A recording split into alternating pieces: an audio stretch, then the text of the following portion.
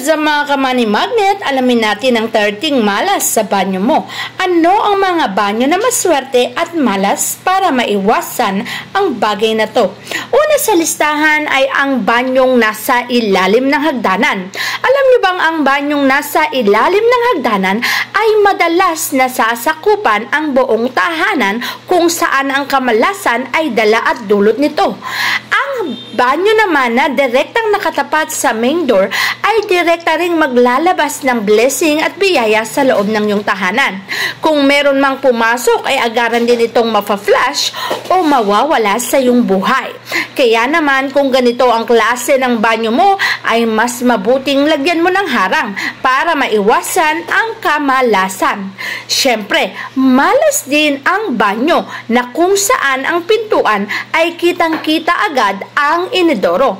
Napaplush ka agad ang perang pumapasok sa tahanan mo. Magkakaroon ka ng kahirapan o pagkaubos ng pera. Kahit anong pagsusumikap ay agaran ding nauubos ang kaperahan mo. Kaya naman kung ganito ang klase ng pintuan mo ay mas mabuting iiwas mo na ito. Ang banyo naman na masikip, madumi at magulo ay dapat mo ring iwasan sapagkat ang isang banyo na hindi na nakakadaloy ang positibong chi ay maaaring magdulot ng isang pinansyal na problema. Ang pinansyal na aspeto sa iyong buhay ay magiging mabigat at ang daloy nito ay magiging mabigat din sa iyong buhay. Iwasan mo naman ang banyo na kapag bukas ng pintuan ay kusina agad ang mabubungaran. Kung ganito ang klase ng banyo mo, mas mainam na lagyan mo to ng harang o takip o palaging sarado ang pintuan. Para ang positibong chi ay hindi agad magpapaikot sa kusina kung saan ang kusina mo ay magdadala ng init at ang init na yan ay magpapatay ng swerteng sana ay meron sa buhay mo. Iwasan mo ang ganitong setup para makaiwas sa kamalasan. Ang isang banyo naman na maluwag, ngunit direktang nakatapat sa pintuan at pagpasok mo dito ay makikita mo rin ang faucet na kadirektang nakatapat sa pintuan ay tinatawag na ubusan ng pera. Sa flush kasi ng toilet, nauubos na agad ng pera. Ang faucet naman ay naglalabas ng tubig kung saan ito ay pera. Agaran din itong mawawala kung direkta rin itong nakatapat sa pintuan. Kaya naman mas mairam na iwasan mo to para ang elemento ng water element na tinatawag na pera ay hindi magkaroon ng problema sa iyong tahanan at sa iyong buhay.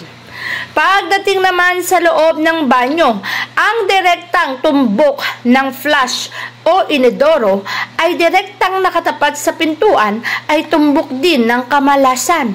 Iwasan mo ang bagay na to para makaiwas ka sa anumang maaaring idulot nito na kapahamakan sa iyong buhay.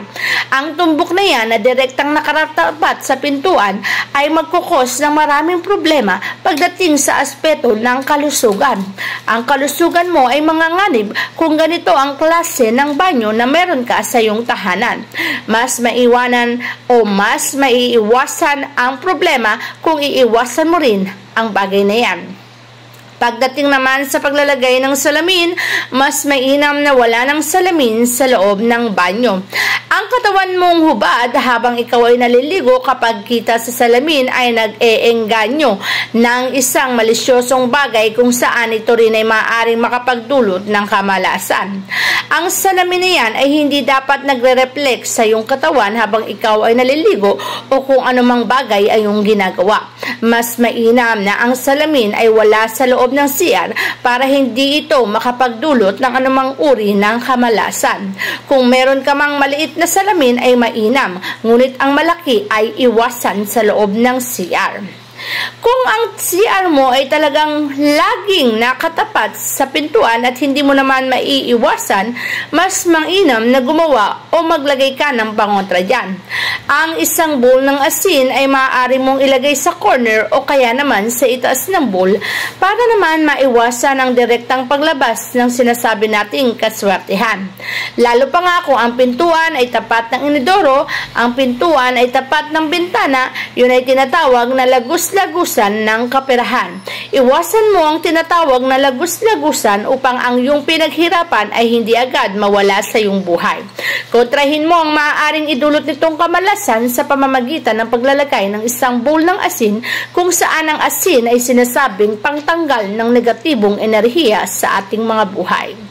Pagdating naman sa ating mga CR, iwasan mo ang isang lababo o kaya namang inodorong naglalakihan kung saan ang espasyo ng iyong CR ay naookupahan na. Kung maliit lamang ang iyong CR, mas mainam na maliit din ang iyong lagay para meron pang space sa loob ng banyo. Kung maliit ang CR at naglalakihan ang inodoro at faucet, ito'y okupa ng isang malaking espasyo at wala nang madadaanan ang positibong chi. Kapag ang positibong chi ay hindi na nakaikot sa loob ng banyo, ito ay makapagdudulot ng kawalan, pagkaubos at pagkasaid ng iyong pinaghirapan. Sa loob din ng banyo, iwasan mo ang mga tiles na triangular o kaya naman ang mga tiles na tusok-tusok o iba-iba ang kulay. Mas mainam sa isang banyo kung white lang lahat ang tiles. Kung pink lang lahat, isang kulay lamang. Huwag kang mag-alternate dahil ito rin ay hindi maganda sa loob ng ating mga tahanan. Maaari din itong mag-cause o mag-attract ng kamalasan. Ang pagkaiba-iba ng tiles ay nagdudulot ng pagkakagulo ng kaisipan ng isang taong nakatira sa bahay o tahanan na may banyong ganyang uri ang tiles. Iwasan mo ang ganitong bagay para maiwasan mo rin ang pagkabalisa at problema sa iyong buhay. Iwasan para maiwasan ang problema.